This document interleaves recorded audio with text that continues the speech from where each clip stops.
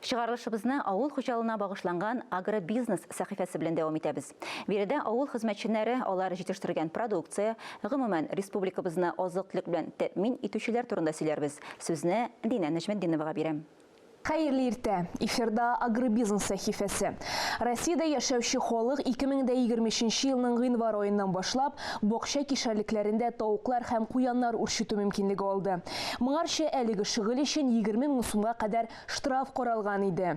Хәзер авыл хуҗалыгы хайваннарын үз ихтыяҗларын өчен үрчетергә мөмкин, ләкин таләп ителгән законнар үтәлгән булырга тиеш. Шулай ук ветеринария нормаларын һәм санитар-эпидемиологик кагыйдәләрне саклау зарур. Законга буйсынмаучыларны штраф көтә.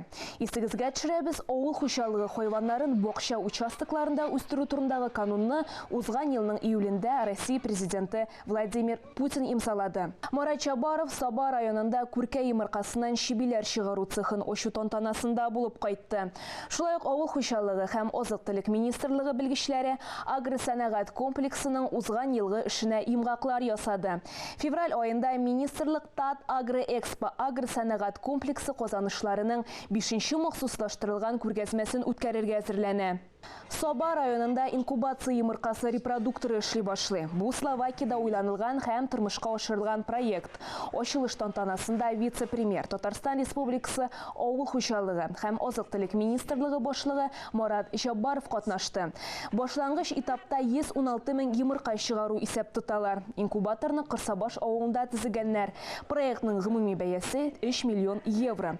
Киләчәктә 6 гектарга кадәр ферма төзү һәм эшләтеп җибәрү планлаштырыла. Фантазия сбывается, когда есть такие хорошие инвесторы, которые уже у них получается, и они огромную работу проводят по всему, сказать, уже Европе и мире. Ну и что в России будет такое же успешное производство, это я не сомневаюсь.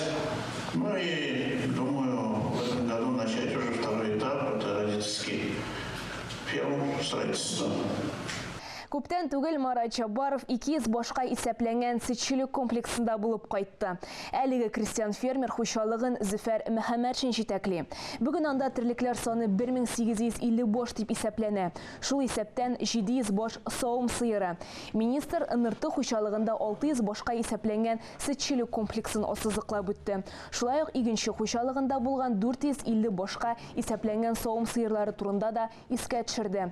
Саба районы сөт җитештерү лидерлар бишлегендә тора һәм сөт терлекчелеген үстерүгә зур игътибар бирә дип билгеләп үтте Марат Чабаров. 20-21 февральдә Казан Экспо күргәзмә үзәгендә ТАТ Агроэкспо агросәнәгать комплексы казанышларының 5-нче махсуслаштырылган күргәзмәсе уза.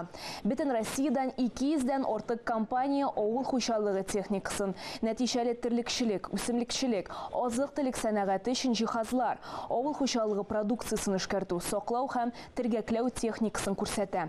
Казан Экспо күргәзмәсе кысаларында авыл хуҗалыгы һәм азык-төлек министрлыгының киңәйтелгән коллегиясын уздыру көтелә. Бу атнага авыл хуҗалыгы тармагына бәйле яңалыклар шулар иде. Мин сезнең белән киләсе атнага кадәр сау булашам.